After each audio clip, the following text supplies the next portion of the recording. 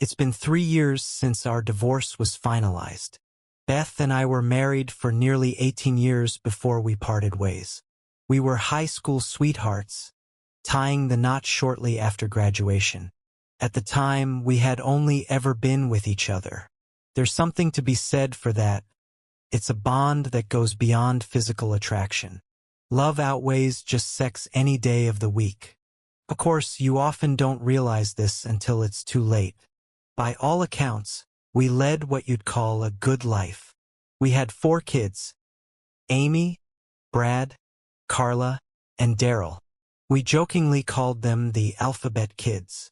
After Daryl was born, I had a vasectomy. 4 was enough. Amy and Brad are in college now, but Carla and Daryl still live with Beth, my ex-wife. So what happened? What went wrong? By all appearances, we were a happy family. We were good parents, always supportive of our kids. Like many young couples, we struggled to make ends meet. I worked in a manufacturing plant, while Beth started working at Walmart after our 2 oldest kids started school. The younger ones went to daycare when neither of us was home. It wasn't ideal, but that's how life is these days. Sometimes, I wonder how my parents and grandparents managed, back when women didn't work. Was it society that changed or our growing need for more material things? We wanted a lot and wanted it fast. Our love life began like most young couples, passionate and frequent. Day or night, we made it work. But as the kids came along, things slowed down. I suspect that's common for families. We told ourselves we were too busy. Looking back, though, the real problem was us. We started taking each other for granted. What once was fiery and full of passion turned into something routine. Just getting it done. We reached our climaxes, sure, but it wasn't the same. Gone were the days of sweaty, heart-pounding intimacy and whispered I love yous. Somewhere along the way, we stopped prioritizing the love that made it all special. When I got promoted to supervisor, our financial situation improved. As the kids got older, we occasionally went out, dinner and a movie. Those nights helped reignite a bit of the spark, but the luster of our relationship had dimmed. I suppose most marriages go through phases like that. You love each other, but you start taking that love for granted. Then one day, Beth came home and told me she wanted to go out with some coworkers. I didn't see a problem with it. Our kids were old enough to take care of themselves. This was about 4 years ago. That evening, she dressed up in slacks and a nice blouse.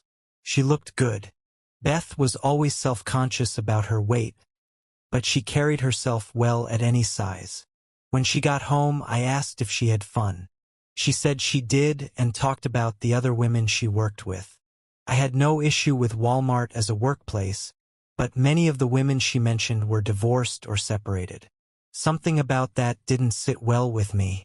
I told her so, explaining that it wasn't about her, but that these women might go looking for men, and she'd be there with them. She got mad, accusing me of insulting her friends. That wasn't my intention, but I had touched a nerve. "Did you dance with any men?" I asked. She hesitated before answering. "I didn't do anything wrong. Yes, I danced with a couple of guys, but that's all." I could tell there was more to the story, but I didn't press her. That night, she told me she and her friends planned to go out once a month. I wasn't thrilled, but what could I say? I decided to wait and see how things played out. The next month, she dressed up again, this time in a skirt with pantyhose. I watched her get ready, but she didn't say much to me. Before she left, I told her I'd wait up for her. It was past midnight when she came home. She started walking toward the bedroom to change when I stopped her.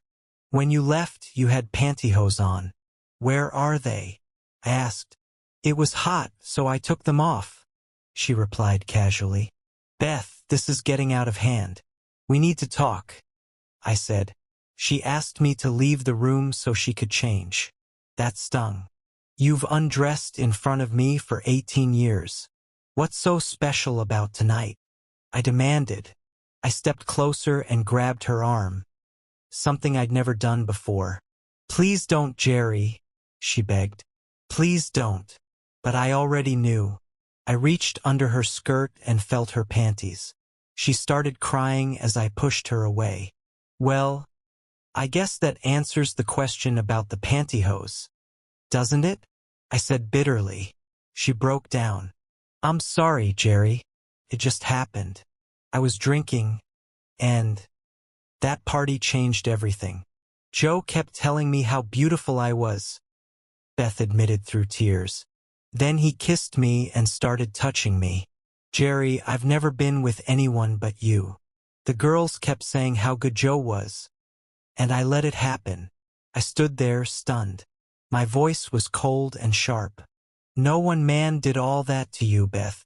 You had more than one man, didn't you?"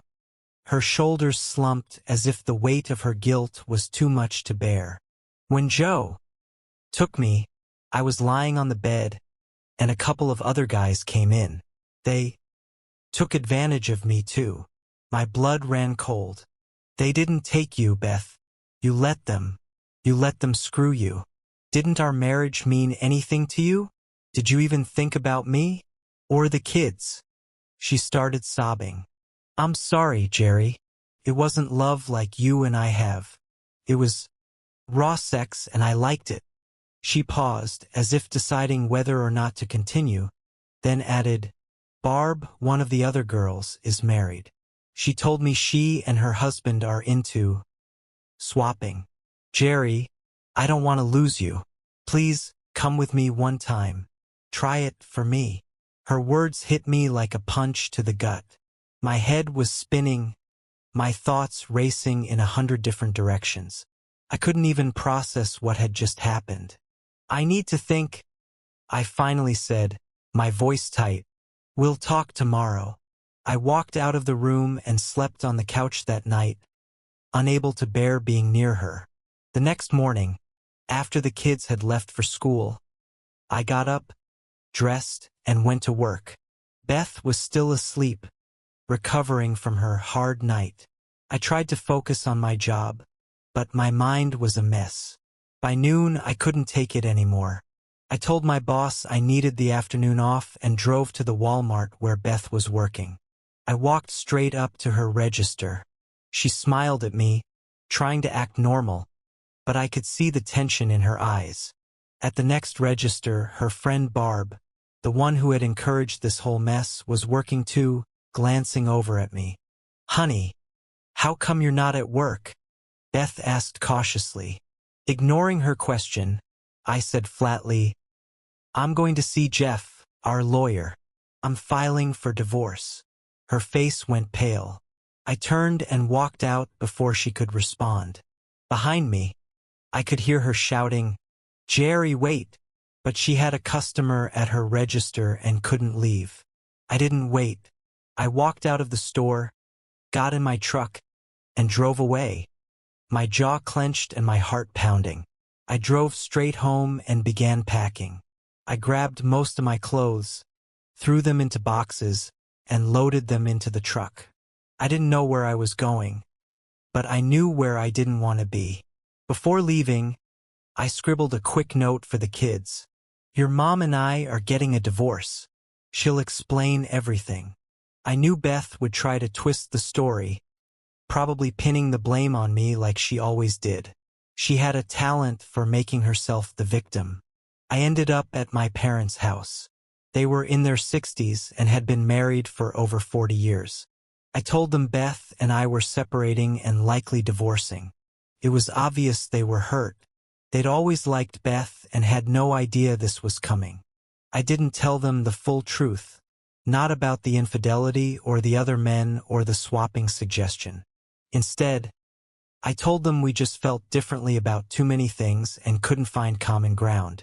It was a weak explanation, but it was all I could manage. They offered me the basement to stay in. It was fully remodeled with a bedroom, a small kitchenette, and a living room. They rarely used it anymore since my mom's hip replacement a couple of years ago made the stairs difficult for her. They assured me I could stay as long as I needed. I spent that night going over everything in my mind. I knew I needed legal help. The next morning, I went to see Jeff, the lawyer Beth and I had both used for small matters in the past. When I walked into his office, he looked uncomfortable. "Jerry, Beth has already called me twice," Jeff said hesitantly. "Are you going to represent me or her?" I asked directly. "She doesn't want a divorce, Jerry. She thinks the two of you can work this out." "That's not what I asked, Jeff. Are you her lawyer or mine?" He sighed. "I'm hers, Jerry. She called me first and I accepted the case." "I'm sorry. If you'd called me first, it would have been the other way around. Please talk to her. You're both my friends. I hate seeing this end up in divorce court." I leaned forward, my voice low and cold. "Did she tell you why I walked out? Why I want a divorce?" Jeff hesitated. "She said you two had an argument about her going out. She admitted she got drunk and cheated on you." "Cheated on me?" I snapped. "Jeff, she didn't just cheat. She screwed 3 men in one night. And then she came home and asked me if I wanted to start swapping with her friends." "That's your case, Jeff. That's what you're defending." Jeff looked stunned but didn't say anything. I stood up. "Thanks for nothing, Jeff. I'll be hiring Sally Black. You know she's the best in the business. Expect a call from her soon." Sally Black was the toughest divorce lawyer in the state. Ruthless, no nonsense, and with a reputation for getting her clients exactly what they wanted. I knew a few men who had hired her, and she didn't pull punches. If Beth thought she could keep the upper hand, she had another thing coming. I walked out of Jeff's office, determined to protect myself and my kids from the chaos Beth had brought into our lives. Whatever it took, I wasn't going to let her drag me down any further. The moment I walked into Sally Black's office, I knew I was in good hands. She was strikingly beautiful but all business. Sharp, confident, and ready to handle the situation. She wasted no time getting to the point. "Jerry, what do you want to happen here?" she asked. I sat there for a moment, unsure how to answer. "Wow, I guess I'm not really sure. You see, I love Beth. I really do, and I probably always will. I don't want to destroy her or anything like that. I just can't live with the lifestyle she wants. I'm not into sharing her, and I'm not interested in having sex with just anybody. My main concern is the kids. They're older, but I don't want her bringing random men into the house. Although I don't think she would do that. Then again, I didn't think she'd cheat on me either." Sally leaned back in her chair, her expression calm but focused. "Jerry, people go through this every day. We can handle it however you want. I take it you don't want the affair to become public knowledge, for the sake of the kids." "That's right," I replied. "Well," she said, leaning forward, "you're in the driver's seat here. We may have to use the affair as leverage to get things settled. But in the end, we'll file under irreconcilable differences. Does that work for you? You're my lawyer. I'll follow your advice." She nodded and began to outline the plan. "You make a good salary now, and since she's also working, we can aim for $500 a week in child support. As each child turns 18, that amount will decrease by about $50. No spousal support. Once all the kids are over 18, the payments stop completely. You'll also be responsible for medical expenses, but higher education is up to you. Legally, you're not required to provide for that. Your oldest is 17, and your youngest is 12, so you're looking at about 6 more years of support. Does that sound fair?" I nodded. "That seems reasonable. What about our savings and my retirement package?" "All savings and joint debts will be divided equally. You have 2 vehicles, so each of you can keep one. Your retirement package is off limits. We won't let her touch it. That's yours. The house and furnishings are the last major items to address. What would you like to do about them?" I sighed, rubbing my temples. Our house is worth about $200,000, and we still owe $60,000 on it. But my kids live there. I'm not sure what to do. Sally tapped her pen on her notebook thoughtfully. Here's what I'd suggest. In cases like yours, where revenge isn't the goal and kids are involved, it's often best to let the custodial parent stay in the house until the children are grown. Say, until they're all 21. At that point, the house can either be sold and the equity split equally, or one of you can buy out the other's share, half the equity minus what's still owed. Beth would be responsible for half the house payment in the meantime. How does that sound? It was a lot to take in. That sounds fair, I finally said. I guess we can go with that. But what happens if Beth or Jeff, her lawyer, wants to fight it? Sally's expression hardened. Then we bring out the big guns. We use the cheating. I doubt they'll want to go that route, though. If they do, we'll be ready. Her confidence reassured me, but my mind was still spinning. As we finalized the plan, I couldn't help but think about how we'd ended up here. 18 years of marriage, gone. I couldn't stop asking myself, why wasn't I enough for her? It was like all those years had been thrown away, and now I had to fight to pick up the pieces. When I got back to my parents' house, they could sense I was still reeling from everything. About 2 hours later, the phone rang. It was Beth. She wanted to talk to me, but my dad shook his head, knowing what Sally had advised. Beth, my dad said into the phone, Jerry's lawyer has told him not to talk to you right now. He'll call after his meeting. He paused, listening to her.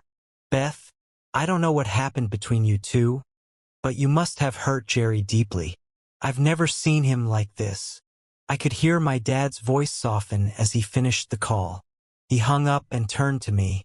Beth asked me to tell you that she loves you and doesn't want to do this to your family. I clenched my fists, anger simmering just below the surface.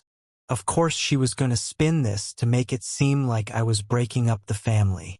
She was good at that, always shifting the blame onto me. When my mom stepped out of the room, I told my dad the truth. I told him about the cheating, the multiple men, and her suggestion to start swapping. I begged him not to tell Mom. She adored Beth, and knowing the full story would crush her. My dad's eyes filled with tears as he nodded silently and left the room. He was a sentimental man, and I hated putting this burden on him, but I needed someone to know. The next day, I went back to work. I informed my manager about the divorce and asked him to make sure no calls from Beth came through unless it was an emergency. I needed the distraction. Work was the only thing keeping my mind off the chaos that had taken over my life. Beth's call to my parents wasn't surprising, but it still rattled me. She was trying to appeal to their emotions, trying to get them on her side. I knew this wouldn't be the last time she tried to manipulate the narrative. But now, with Sally in my corner, I felt more prepared to face whatever came next. The next day, I decided to take time off work. Sally called Jeff and informed him that we had an offer for him and Beth. She asked if they could meet at her office at noon. Predictably, Jeff balked at the idea of coming to Sally's office. He knew her reputation and likely sensed it would be a losing battle, but he agreed nonetheless. Jeff and Beth arrived together, which wasn't a surprise. I figured Jeff had told her to wait in the parking lot so they could walk in together. When we sat down at the table, it was Sally and me on one side, and Jeff and Beth on the other. Jeff spoke first, his tone both professional and uneasy. "Nice to see you again, Sally," he said. "I know how you operate, so let's get down to business. Before you make us an offer, Beth would like to talk privately with Jerry." "No," I said firmly. "She did her talking the other night. I'll talk to her only after the papers are signed. Everyone here knows why I'm asking for this divorce." I looked directly at Beth, locking eyes with her. "If you're worried about your love life being exposed, you'd be wise to listen to my offer. I think it's more than fair." Sally picked up where I left off, her voice calm but direct.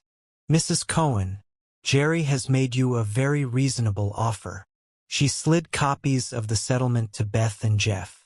We will file under irreconcilable differences as the reason for separation. As you'll see, Jerry has provided a generous arrangement to ensure your children are cared for. The only potentially debatable issue here is the house. And even there, Jerry's been fair. Jeff skimmed the document, then set it down. We'll need some time to review this and discuss it further, he said. We may come back with a counteroffer. Sally's tone hardened. Just so we're clear, Jeff, there will be no counteroffer. If you reject this agreement, we'll file under adultery.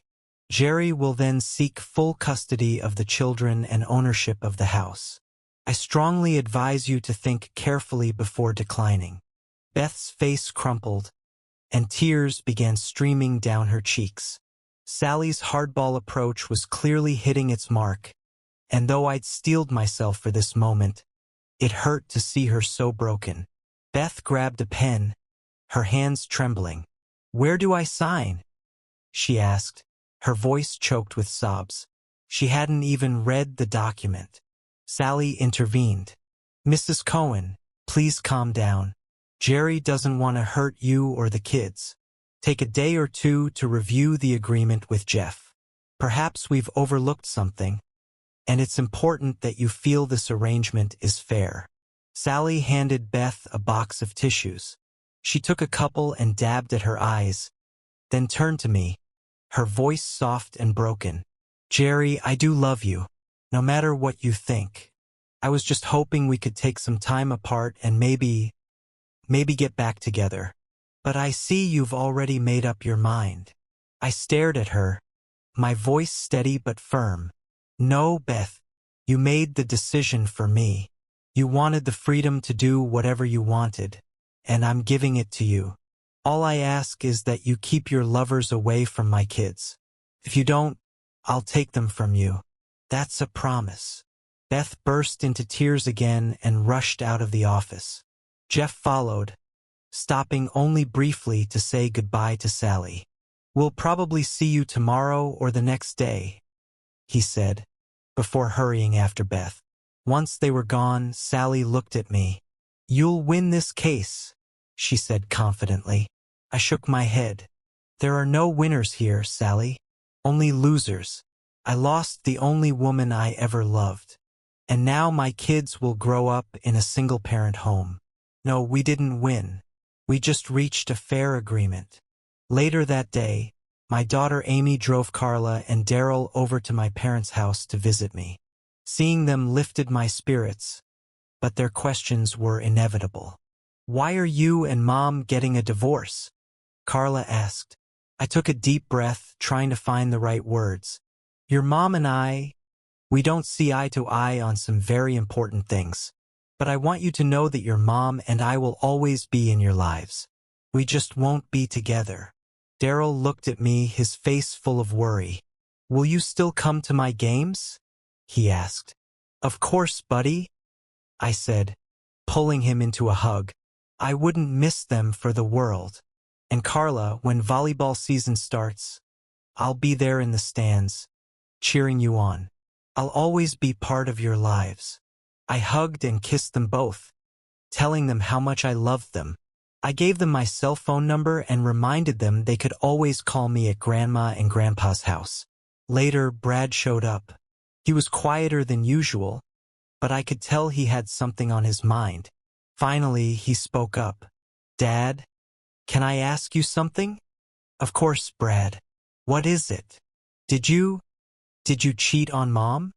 The question hit me like a punch to the gut. "No, Brad. I would never cheat on your mother. Why would you even think that?"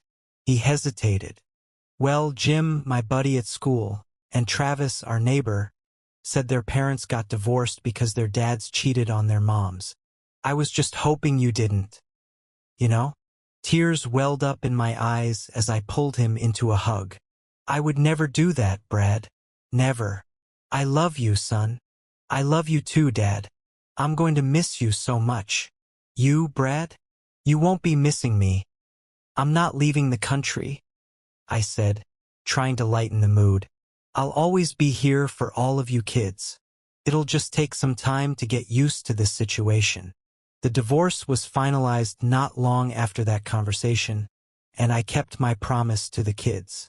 I went to as many of their school functions as I could, sitting in the stands for games, concerts, and special events. Beth was at most of them too. She was a good mom, and if she was seeing anyone, she kept it very private.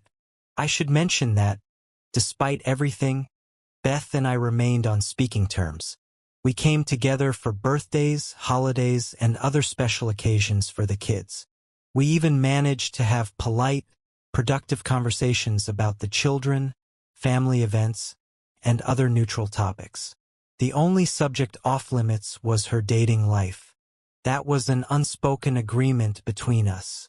A couple of times, she started to mention a male friend or something similar, but I would just stand up and walk away. She got the hint. The settlement Sally and I worked on was signed by all parties. I wasn't there when Beth came into Sally's office to sign it, but Sally told me she took it pretty hard. There were a few arguments between Sally and Jeff about credit cards and who would pay what. I think Jeff was just trying to save face. I told Sally that, if necessary, I'd take care of the remaining balances. We canceled all the joint credit cards, had new ones issued in our own names, and that was that. The kids and I spoke regularly. They told me that their mom had accepted the divorce and even seemed a little happier. I asked if she was dating anyone, and they told me no. She did go out with her girlfriends about once a month, though. Hearing that made me cringe. I guess I still wasn't over the past. I never did have that heart-to-heart with Beth. She wanted freedom to explore, but that wasn't my view of life or marriage. You don't marry someone and then decide to find new attractions. That wasn't how I was raised. My parents were married for over 40 years, and I always thought Beth and I would follow in their footsteps. Maybe we got married too young. Maybe she didn't get the chance to experience whatever it was she was looking for. I never explored that realm either, but I didn't feel like I was missing anything. I was happy with Beth. A couple of years later, I started dating again. I went out with a few women from work. At my age, most of the women I met were divorced. I made it a point never to date anyone who was still married, even if they were separated. It was just something I couldn't bring myself to do. I did sleep with a few of the women I dated. They were kind and I treated them with respect, but it wasn't the same. It's funny how you can't just shake off 18 years of marriage and move on. I tried. Believe me, I really tried. But no matter who I was with, I always thought about Beth. She was still a part of me, no matter how much I wanted to move forward. The best days were the family events, the ones where I could see her. It wasn't healthy, I know, but those moments were like a glimpse of the life we used to have. One night, about a year ago, I went out with the guys from work. They told me about a noisy lounge they liked, where women often hung out. I didn't really feel like going, but I went anyway.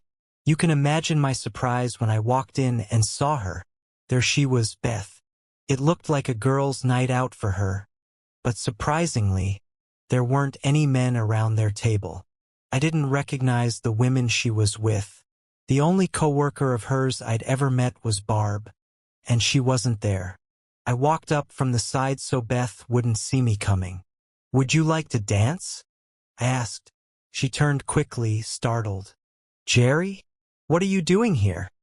she asked, her voice a mix of surprise and curiosity. "Just out with the guys," I replied. "Are you waiting for someone? Or would you like to dance?" "No, yes. No, I'm not waiting for anyone. And yes, I'd love to dance with you," she stammered. She introduced me to her friends, rattling off a half-dozen names. "These ladies are part of our card club," she explained. "Once every 6 months, we go out instead of playing cards. Tonight just happens to be one of those nights. Now, how about that dance?" We moved to the dance floor. I held her close, and for a moment, it felt like old times. "Just like before, isn't it?" I said quietly. She looked up at me and smiled, and I instinctively pulled her closer. We swayed through 2 slow songs in a row before the band switched to something fast and upbeat.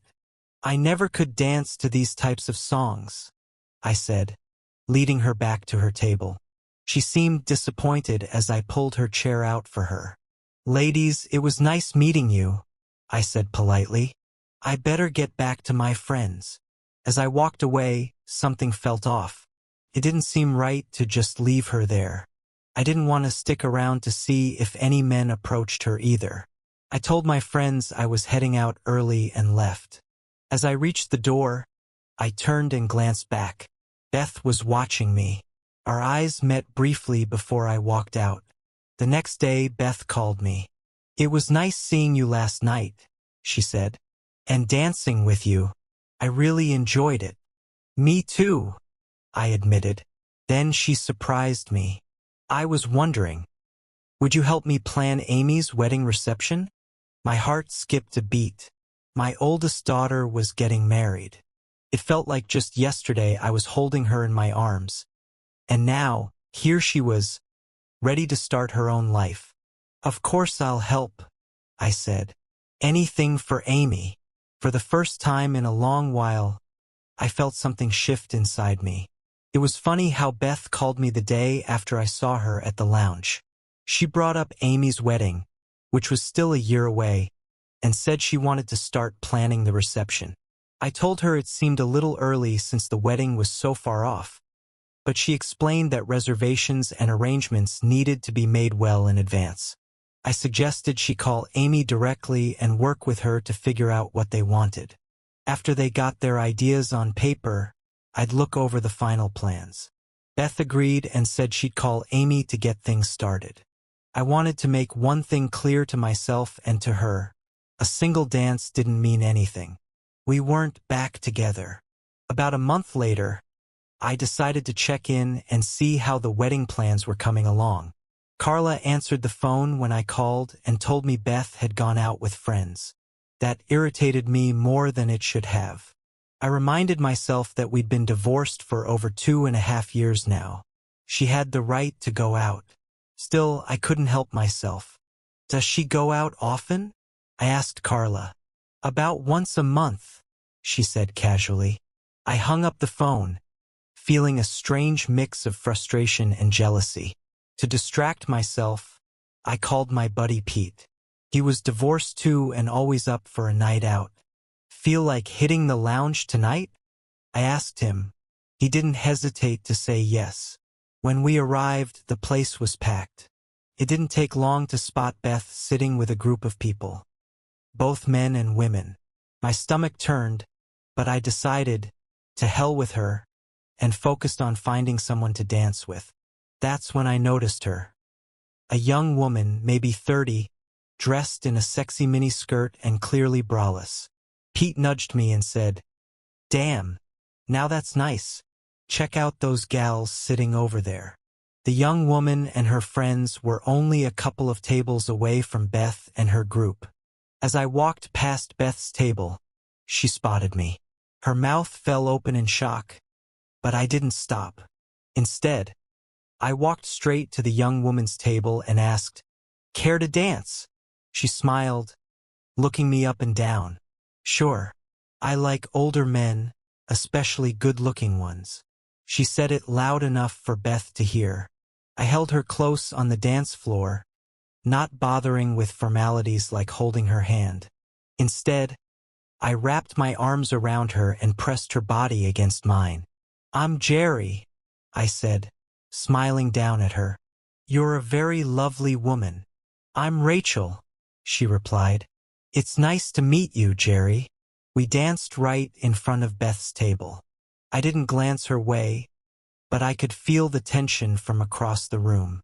The men at Beth's table couldn't stop staring at Rachel's legs, and I leaned down to pull her skirt up just slightly, giving them more to gawk at. The song ended, but Rachel and I stayed on the floor for the next one, which was fast. Normally, I didn't dance to fast songs, especially not with Beth, but tonight was different. When the music shifted back to a slow tune, I pulled Rachel close again, sliding my hands down her back and giving her a light squeeze. She just smiled up at me. When the song ended, I walked her back to her table. "Maybe we can dance again later?" I said. "I'd like that," she replied, smiling. Pete had just returned to our table after dancing with one of Rachel's friends. As I sipped my drink, Pete looked up and said, "Here comes a nice-looking broad." I followed his gaze, and there she was. Beth was walking straight toward us. Pete didn't know who she was, but I did. "Will you dance with me?" she asked, looking directly at me. Pete glanced at me, clearly unsure. "Jerry, answer me," Beth said, her voice firm. I stood up and smiled. "It would be a pleasure." Then I turned to Pete and said, "Pete, meet Beth, my ex-wife." Pete's jaw dropped. He didn't say anything, but I knew he was remembering the comment he'd just made. As Beth and I danced, she wasted no time getting to the point. "What was that all about?" she asked, motioning toward Rachel. "She was all over you." "God, Jerry. She would have screwed you on the dance floor if you'd asked her." I leaned in close and whispered, "Isn't that why we're divorced? You wanted me to screw other women so you could have other men." "Jerry, please. You and I never really talked about it." "I was wrong," she said quietly. I stopped dancing and looked her in the eyes. "Look, Beth, you came home with other men's juices running out of you like a faucet, and all you can say is, 'I was wrong?' Maybe I should screw that little filly over there and then say, 'I was wrong, too.' The difference is we're not married now. When you went on your little sex spree, you were my wife." "My wife? Damn it." Beth looked away, but before she could respond, a man approached us on the dance floor. "What are you doing?" he demanded, glaring at Beth. "You're supposed to be my date, and you asked this guy to dance?" I turned to him and said, "Screw off, buddy. You're not getting anything off Beth tonight." The guy looked shocked, and I could tell Beth was humiliated. "Who the hell are you? Her husband or something?" he asked. I stepped closer and said, "Yeah, I'm her husband, and if you don't get the hell away from us, you're going to end up in the hospital." Beth grabbed my arm. "Jerry, stop," she said, pulling me back. She turned to the man. "Just go back to the table," she told him firmly. I didn't give him a chance to reply. "Beth," I said, "do you want to sit with me? Or do you want to go back to your boyfriend here?" Her face turned red with anger. "I'm going back to my table," she said sharply, pulling away from me. As she stormed off, I grabbed the guy by the arm. "If you try anything with her tonight, I'll make sure you regret it," I said quietly. He yanked his arm free and hurried back to the table, clearly shaken.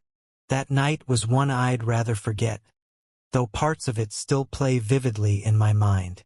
After I let go of the guy's arm and warned him, Pete and I returned to the booth with the two women we danced with earlier. We moved to a more private area and started feeling them up, putting on a bit of a show. Normally, I don't treat women like that, but I knew Beth had a clear view of us, and I was laying it on thick. These two women were here for one reason that night: to get laid. The blonde I was with leaned close and asked, "So, are you ready to leave?" Her voice was sultry, and she wasn't subtle. "I'm hot and horny." Before I could answer, an idea came to me. "Sure, but can you do me a favor first?" She raised an eyebrow curiously. I pointed across the room to Beth, who was glaring daggers at us from her table. "Go over to that woman and tell her I'm about to give her what she's always wanted." The blonde grinned mischievously. She strutted over to Beth's table, leaned in, and delivered the message. I didn't hear Beth's response, but I saw her face turn beet red as she tried to stand. She was trapped between a couple of people at her table, and by the time she finally managed to get up, we were gone. We ended up back at Pete's apartment. What followed was a night of wild sex, even switching partners at one point. The physical part of it was great, but as the morning light filtered in, I felt hollow. It wasn't just the hangover. It was the realization that something important was missing. Love. After the women left, I turned my phone back on and was greeted with 10 voicemail messages from Beth. She was livid. In one of the messages, she called me every name in the book and accused me of ruining her night. Oddly enough, that made me feel good. Now she knows what it feels like. Around 9 a.m., I called her. She picked up immediately. "Have you calmed down yet?" I asked casually. Her voice came out like a volcano erupting. "You bastard. Do you have any idea how much you hurt me last night?" I let her rant and rave for a bit, then cut her off. "How does it feel, Beth? How does it feel to know the person you love is screwing someone else? That's the life you chose. You screw who you want and I'll screw who I want. To hell with love." I heard her start to cry as I hung up the phone. I didn't hear from her for a couple of weeks after that. Then one day, out of the blue, she called me. "Jerry, can we talk?" she asked, her voice softer than I'd ever heard it. "I mean, about everything. I know it'll hurt you because seeing you with that bimbo hurt me. So I know what I did to you was much worse." "Beth, it's over now," I said, cutting her off.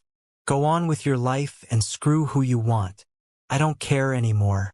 I just wanted you to know how it felt." She paused, her voice trembling. "Jerry, I haven't had sex with a man in 2.5 years. The last time was about a month after you left, and it wasn't even that good. There was no love in it. I realized that those men were just using me, and I hated it. I'm not like that, Jerry. I was wrong. I was really, really wrong. And I know there's no way I can prove that to you." 2.5 years? I asked, not sure if I believed her. "What about that idiot you were with a few weeks ago? He said he was your date. He had every intention of betting you. He was friends with one of the guys at our table," she explained. "The other men were there with their wives. Since I was the only single woman at the table, he assumed I was available. I had no intention of doing anything with him, other than maybe dancing. Besides, he told me you were going to kill him if he laid a hand on me. Did you tell him that?" "Damn right I did," I replied. "Do I need to follow through on that threat?" "No," she said quickly. "He wouldn't even dance with me after that. The only reason I went back to the table was because you embarrassed me so badly. And then, to top it all off, you sent that bimbo over to rub it in my face. Did you really have sex with her?" "Beth, we're not married anymore," I said bluntly. "I'm free to do what I want." She fell silent for a moment. "Whatever happened to Barb?" I asked, changing the subject. "I don't see her with you anymore." "She and her husband are divorced," Beth said. "They tried swapping to spice up their marriage, but it backfired. Her husband ended up leaving her for the other man's wife. 2 more marriages down in flames." Her tone was somber, and for the first time in a long time, I felt like she truly regretted everything. "I haven't gone to that club in years, Jerry," she added quietly. I shifted the conversation again. "So how are the wedding plans for Amy coming along? You haven't told me much, and now it's only a few months away." "I know you know all the plans," she said, sounding almost defensive. "Amy's talked to you a dozen times. I guess I thought you didn't want to come over here alone with me, so that's why we made the plans and just had you verify them." "I'm not afraid to be alone with you, Beth," I replied. "Oh yeah? I don't believe you. If you're not afraid of me, then take me out on a date," she said with a teasing laugh. "I don't think that would be a good idea," I said carefully. "It might give the wrong impression. People might think we were getting back together." "I knew it," she shot back, her tone light but with an edge. "You're still afraid. You still love me just like I love you. You just won't admit it. Beth, I do love you, I confessed, my voice low and serious. But the hurt of what you did to me is still there. Every time I look at you, I see it. When you cheated on me, you didn't just betray me. You took a big part of my heart with you. I don't think it's mended yet. I don't know if it ever will. Her face fell, and her voice quivered as she said, God, I'm so sorry, Jerry, and there's nothing I can do. Nothing. I'm the one who ruined our marriage. I'm the one who lost the only man I ever loved. And I have to live every day with the guilt. There have been times, too many times, when I thought about taking my own life. But I couldn't. The kids, they would have to live with that, and I've already done enough damage to them. I was just hoping, praying, really, that one day, maybe, just maybe, we could get back together. Hearing her talk like that made my head spin. My mind was a storm of emotions. Love, anger, regret, confusion. I wanted her. I loved her. But I hated what she did to me, what she did to us. And now, she was saying all this. Could she really mean it? Or was she laying a guilt trip on me? I had to know. I couldn't live with it if she truly felt that way, and I ignored it. At the same time, I wasn't sure if I could trust her words. How could I find out what was real? Beth, I said, changing the subject to buy myself some time. I'm getting hungry. Care to join me at Red Lobster for lunch? We can talk about what we'll give Amy for a wedding present. For the next 30 seconds, all I heard was crying on the other end of the line. Then, in a small, shaky voice, she said, I'd love to. Now, Beth, you have to understand, I clarified. This isn't about anything romantic. It's just lunch and a little talk about Amy's wedding. I understand, she said softly. I could almost hear her smiling through the phone. When I pulled up to her house, she was already waiting on the porch. God, she looked beautiful. She wore a nice dress that showed just enough of her legs to remind me of the woman I'd fallen in love with so many years ago. She practically ran to the car and climbed in, flashing me a warm smile. On the drive, we kept the conversation light, avoiding anything heavy. She told me she'd already bought a dress for the wedding and teased me about needing to get fitted for a tux. Without thinking, I asked if she'd come with me to see how I looked in one. I hadn't worn a tux since our wedding nearly 22 years ago. Her expression was a mix of surprise and delight. Yes, I'd love to come with you. Just let me know when, she said. I could hardly take it back. So I said, how about next Saturday? What was I doing? I had to be careful. I was stepping onto dangerous ground here. At the restaurant, we both ordered iced tea, just like we always used to. We had so much in common. It was moments like these that made it hard to believe how things had fallen apart. Beth, I said, breaking the quiet, I need to ask you something, and I need you to be completely honest with me. After you answer, I promise we'll never discuss it again. She nodded, her face serious.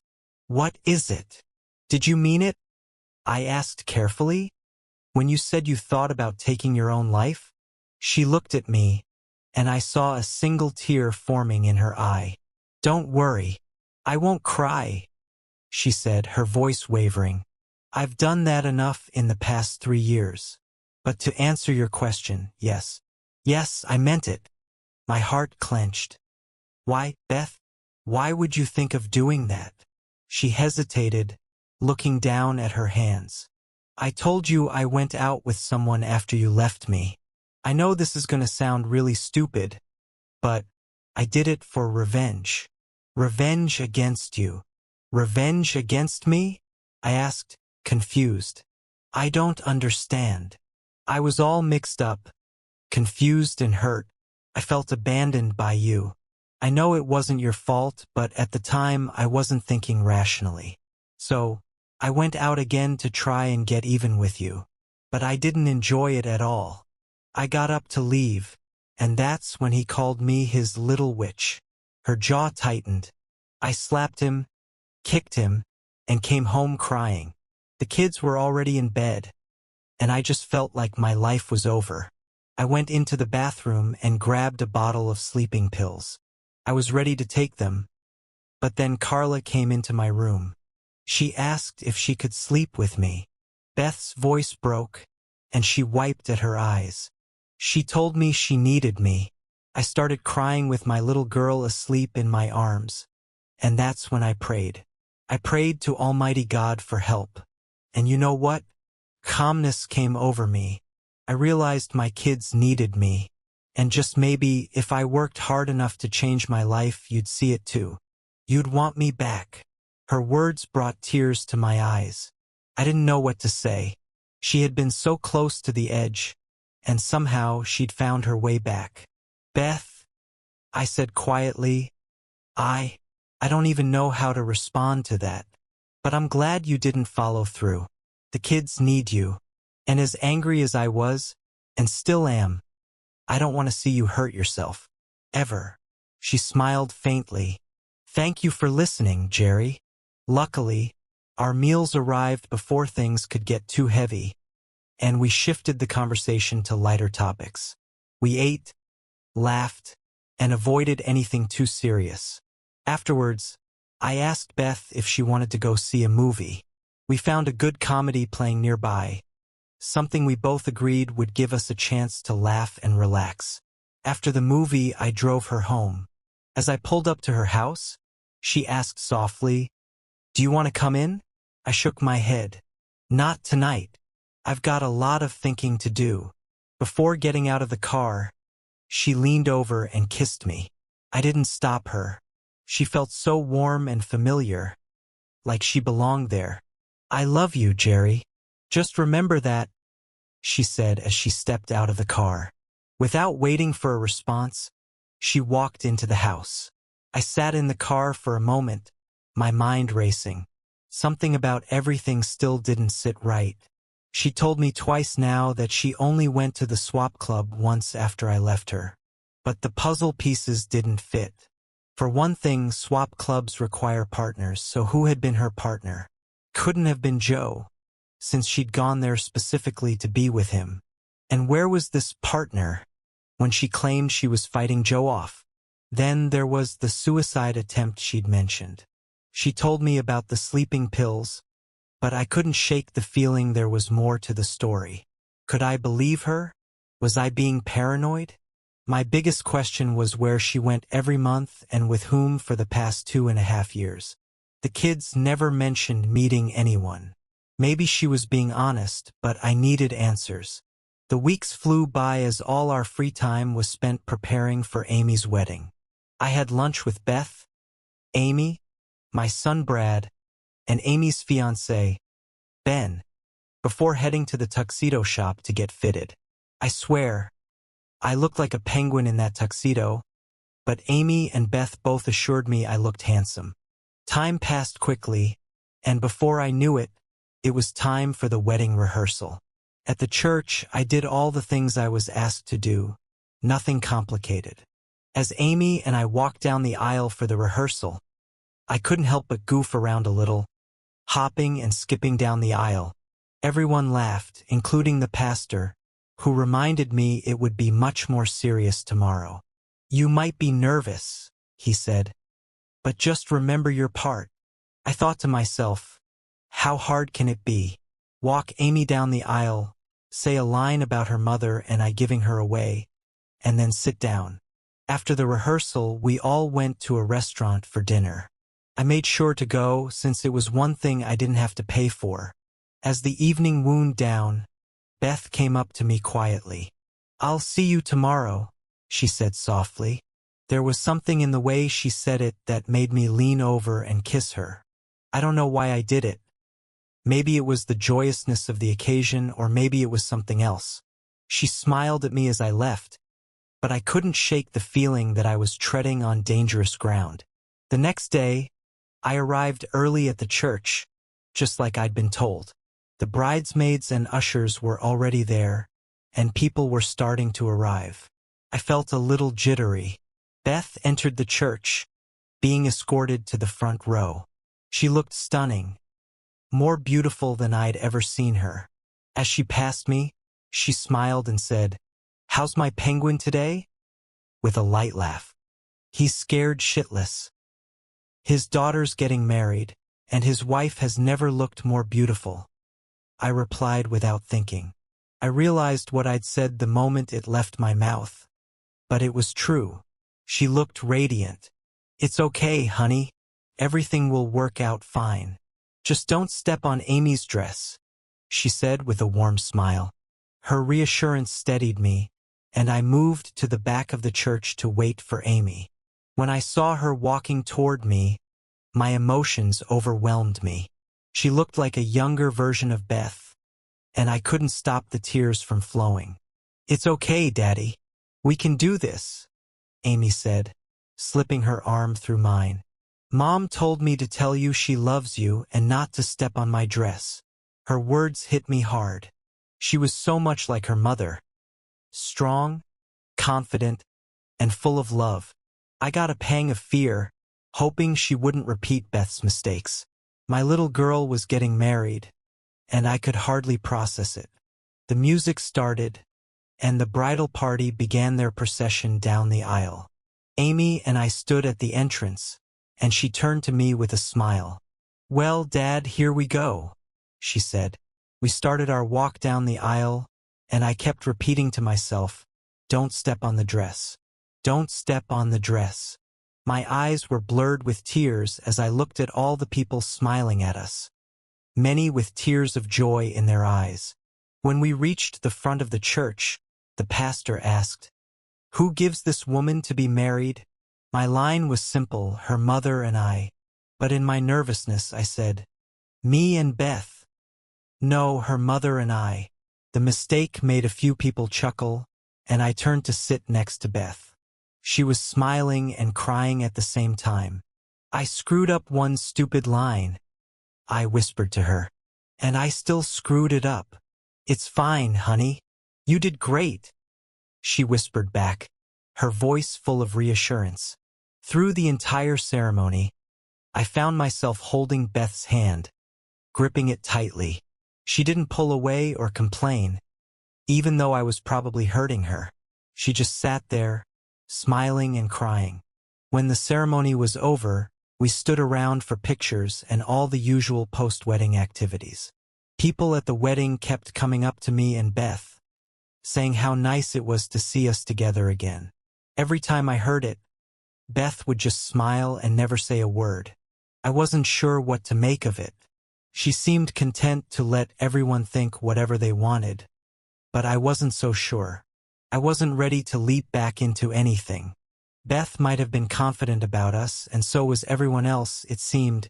Even my mom and dad gave me a thumbs up as Beth and I danced during the parent of the bride dance. The only person who wasn't sure was me.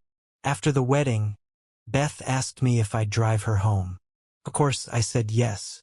When we got to her house, she turned to me and asked, "Are you coming in?" I hesitated. "The kids will be home soon. I don't want them to get the wrong idea." She gave me a sly smile. "They already have the wrong idea. They went home with your mom and dad and will be sleeping in your old room. The only place for you to sleep tonight is either in my bed or Brad's." She laughed, then added, "Are you going to open my door for me?"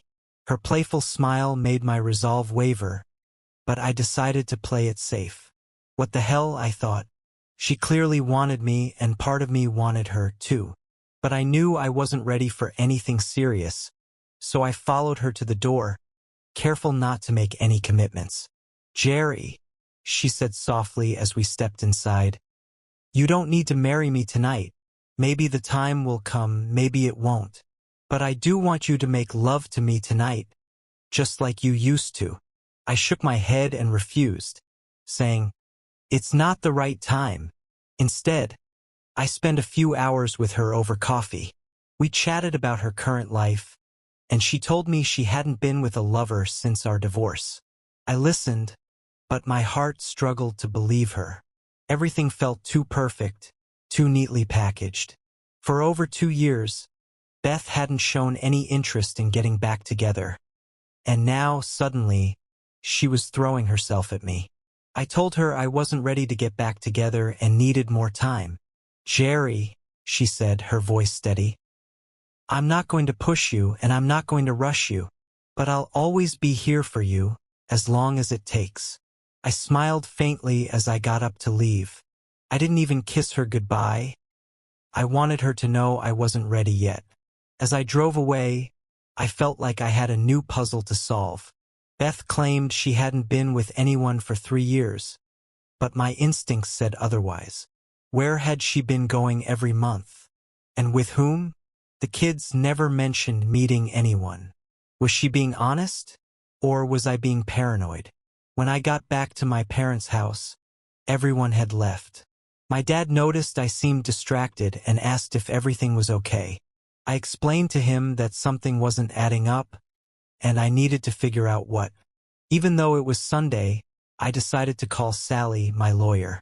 I explained the situation to her, and she agreed it sounded suspicious. "This does seem odd," Sally said. "Don't say anything to her for now. Give me a couple of days. I know a private investigator who can help figure out what's going on." On Monday, Beth called and invited me over for dinner. I told her I was busy and would take a rain check. I didn't want to let on that I was becoming increasingly uneasy. No matter how I tried to put the pieces together, they never quite fit. By Thursday, Sally called me at work and told me to get to her office as soon as possible. "It's extremely important," she said. I left work early and headed straight there. When I arrived, Sally's expression was serious. "Jerry," she began, "I've got some news, but you're not going to like it." I braced myself as she continued. "You were right about Beth. She belongs to a swap club. Her partner is Jeff, her lawyer." The words hit me like a punch to the gut. "Jeff," I repeated, stunned. "You mean my lawyer during the divorce?" Sally nodded. "After you walked out, Jeff decided to take your place in her life. She never actually quit the lifestyle she claimed to leave behind. She just started hiding it from you." I sat there, trying to process what I was hearing. Why is she coming back to me now? Why bother me if she already has her freedom? I asked. "It's all about money," Sally replied grimly. "In the last 3 years, she's borrowed against the house loan to the tune of $100,000. Instead of owing $60,000 on the mortgage, you now owe $160,000. "What?" I exclaimed. "How did she do that? Didn't she need my signature to borrow money against the house?" "No," Sally explained. "When you settled on the credit cards, one of them was a cash equity loan. It allowed for continual borrowing up to a specified limit. Your friend Jeff slipped that one past us. There was no way to know unless we followed up after the divorce, which we don't usually do unless asked. And, of course, Jeff wasn't going to ask." I felt my anger boiling over. This whole time, she's been borrowing against the house, lying to me and playing the victim. How did I not see this? As the pieces started to fall into place, my suspicions deepened. When I'd been at Beth's house after the wedding, I remembered checking her bathroom cabinets. I hadn't seen any prescription bottles, and now it made sense. I called her doctor, pretending to be concerned about her health, and asked if she'd been prescribed sleeping pills in the past few years. "No," the doctor said. "She hasn't been prescribed any medications for sleep in the last 3 years. In fact, she's been coming in for physicals every 3 months instead of 6. She's been very thorough about her health."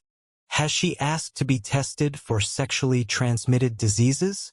I asked, my voice tight. "Yes, she has," the doctor confirmed. "She's been tested multiple times over the last 3 years." The weight of it all hit me like a ton of bricks. Beth had been lying to me about everything.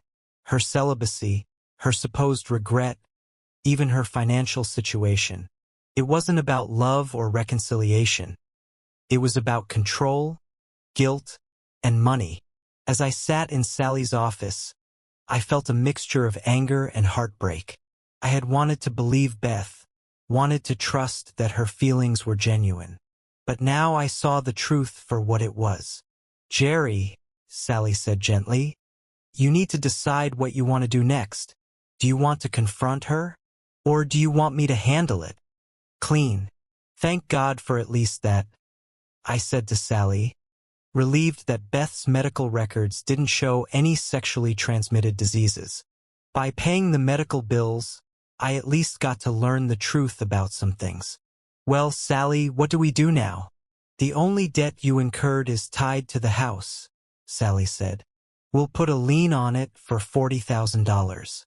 If she ever tries to sell it, you'll get that portion of the equity back. The rest of the loss is just gone. As far as the kids go, 2 are already out of the house.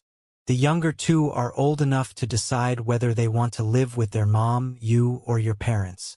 But since you've told me you'll be leaving the state, you'll likely be out of the picture when it comes to their daily lives.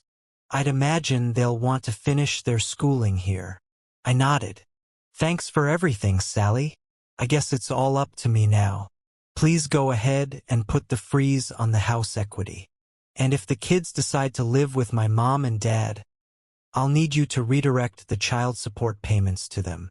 After leaving Sally's office, I went straight to talk to my parents. I sat them down and told them everything, that I could never go back to Beth. My dad already knew, but I explained it to them both as if he didn't. I told them Beth cheated on me and that I'd hoped, after the divorce, she'd given up that lifestyle. But she hadn't. If she had been honest with me, we might have been able to work things out, I said, my voice heavy with regret. I could see the pain in their faces. They adored Beth, and this truth hurt them deeply. But they needed to know. The hardest part came next, telling the kids. I stopped by Beth's house while she was at work.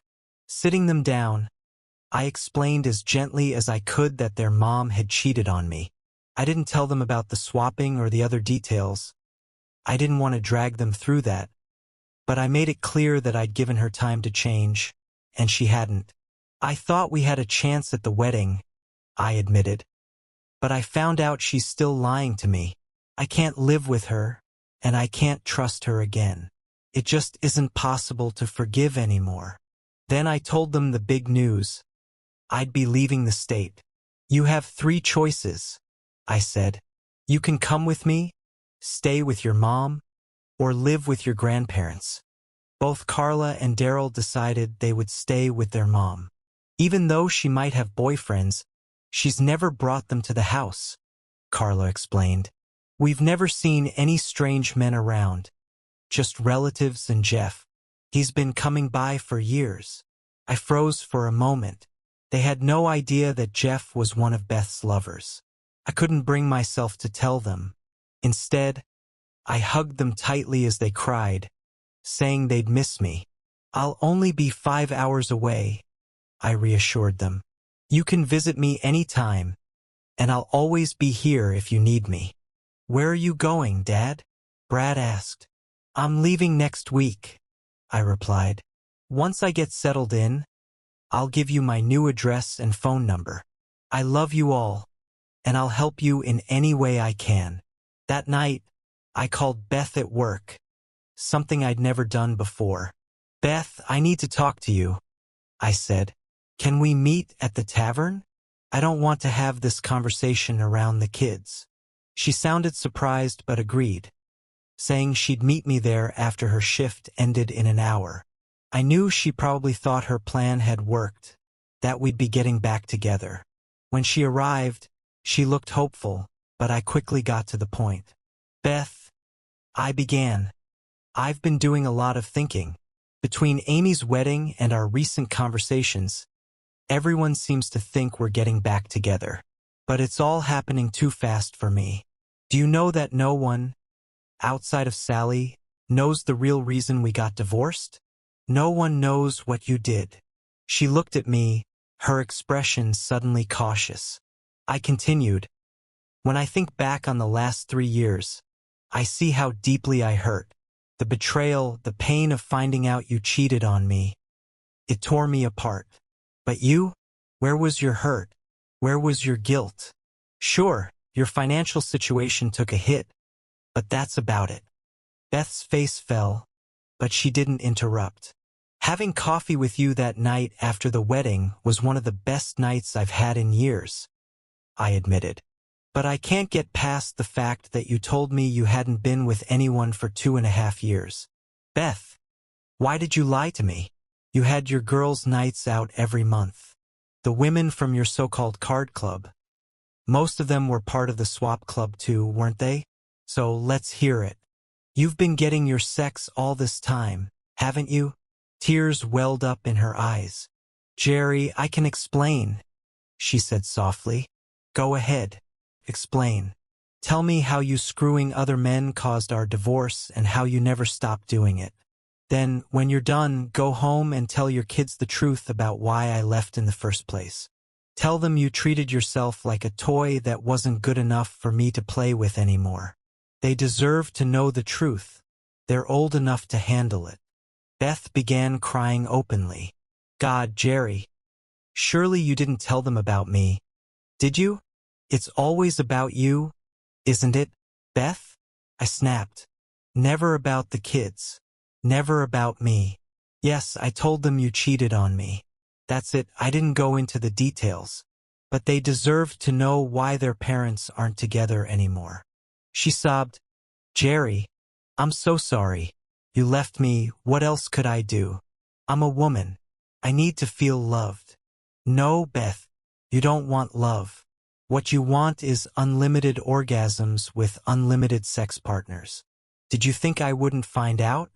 How stupid do you think I am? Her face turned red with shame. I stopped.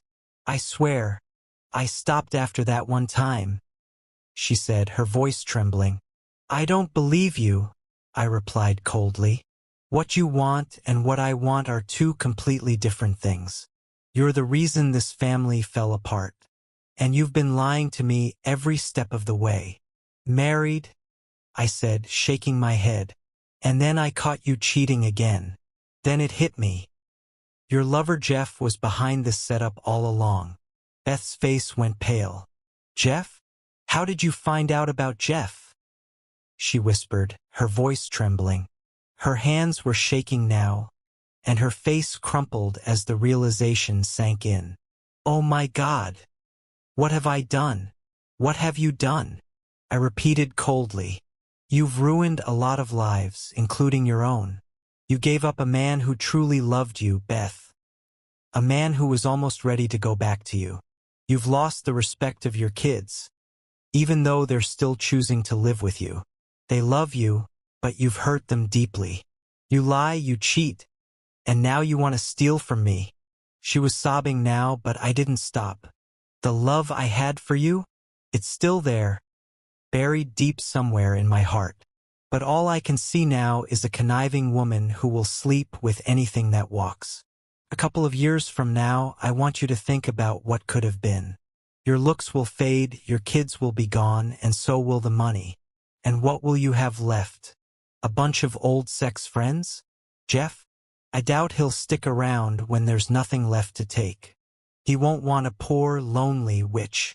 Beth was crying hard now, her shoulders shaking as tears streamed down her face. Jerry, she pleaded, her voice cracking. I really do love you. Please stay with me. I'll go to therapy or whatever you want. Just don't leave me. I looked at her, my face expressionless. I forgot to tell you, I said flatly. I'm moving out of state next week.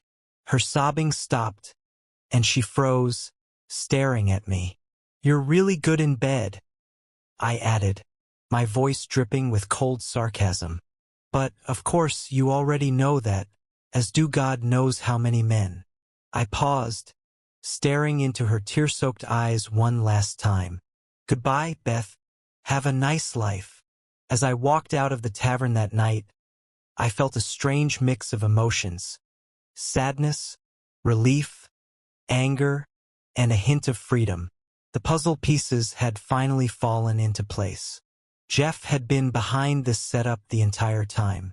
If I'd remarried Beth, it would have meant I accepted her lifestyle, and our old marriage agreement would have been null and void. She and Jeff had been playing me for the last year, all for the money.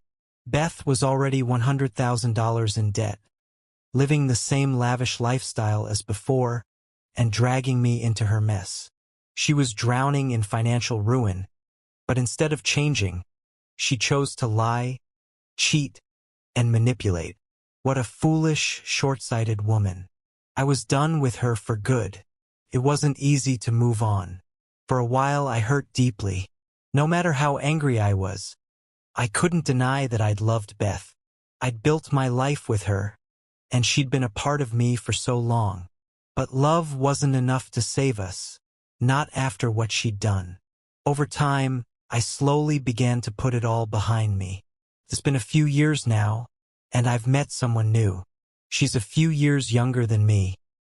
Beautiful, articulate, and with a sense of humor that makes me smile even on my worst days. She's divorced too and has 2 kids who are barely teenagers. When I asked her what caused her divorce, her answer struck a chord with me. "My husband cheated on me," she said simply. "He wanted the so-called good life, which included other people's, well, everything. That wasn't for me. I'm a one-guy kind of woman. I had to think about my kids and what kind of life I wanted to build for them." My new relationship moved forward in ways I never thought possible. She was thoughtful, kind, and dedicated to what was best for her kids. She often spoke about how she made decisions with her son and daughter in mind. I remember telling her to find a woman who thought like that and laughably adding, "But it isn't me." We dated for about a year, and then I asked her to marry me. She looked up at me with her sparkling eyes and asked, "What do the marriage vows mean to you?" Without hesitation, I answered, "To love, honor, and cherish, to stick together in sickness and health, for richer or poorer, to make love only to you and no one else." She laughed softly and asked, "And obey?" I grinned. "I can do all of it except that obey part. I'm gonna have to take a pass on that." She knew my story about Beth and the alphabet kids and laughed along with me. It was ironic, really, because her son was named Aaron and her daughter was Faith. Between her kids and mine, the alphabet saga continued in its own way. We got married in a small, intimate ceremony. All of my kids attended the wedding. At first, they were hesitant to come. They weren't sure how to feel about me remarrying. To ease their minds, I invited them to meet my fiancée face-to-face before the wedding. When they spent time with her, they saw exactly what I saw. A kind, gentle, and loving woman. Amy and Brad, both married by this point, were immediately supportive. Carlo and Darl, still in college and living their own busy lives, took a little longer to warm up to the idea, but they ultimately understood I needed someone in my life. Mom and Dad drove up for the wedding, too. They fell in love with my bride-to-be and could see that my life was back on track. On our wedding day, my new wife looked stunning, petite, radiant, and sexy as hell. I couldn't believe how lucky I was. Why any man would want to share a woman like her was beyond me. We had a short honeymoon, but it was beautiful. On the way back, we stopped by my parents' house. I showed my new wife the town I grew up in and the old house I used to live in. Beth had been forced to sell it because of her debts, but I did end up getting $30,000 out of the sale thanks to Sally, my lawyer. We returned home and began our new life together. It was a simple life, but it was exactly what I needed. We enjoyed everything to the fullest. Whether it was dinner together, lazy Sunday mornings, or making love. Our intimacy was incredible, a reminder of what love is supposed to feel like when it's honest and pure. We had only one problem, and it was a small one. My new wife's name was Bethany. I remember her sitting me down one evening with a serious look on her face. "We have to do something about this," she said. "I don't want you calling me Beth." I smiled. "Okay, what should I call you?" She thought for a moment and said, "How about Honey? I don't care what everyone else calls me, but I don't want to hear Beth from your lips." I laughed and asked, "Can I call you Sweetheart once in a while?" She grinned. "That'll be okay too. And when we're making love, you can call me anything you want, except Beth." We both laughed. As for Beth, I removed her from my life completely. I don't know much about what she's doing now. The kids see her occasionally and tell me she lives in an apartment alone. They say she seems to be doing okay. As far as dating goes, they think she does but don't know much about it. She doesn't talk about it with them. They told me she cried when she heard I was getting married. I wasn't sure how to feel about that. Of course, the kids still love their mom and keep an eye on her. They've assured me she'll be fine, and I hope that's true. I hope she's finally let go of the wild lifestyle. But I guess I'll never really know. The last thing Beth ever said to me was something I'll never forget. "Jerry, I really do love you, and I want you to know that I will wait for you. I know you'll come back to me. I'll be here for as long as it takes." I looked at her and said, "Forever is a long time to wait. With my new wife by my side, I found a love that's real, a life that's stable, and happiness I never thought I'd feel again."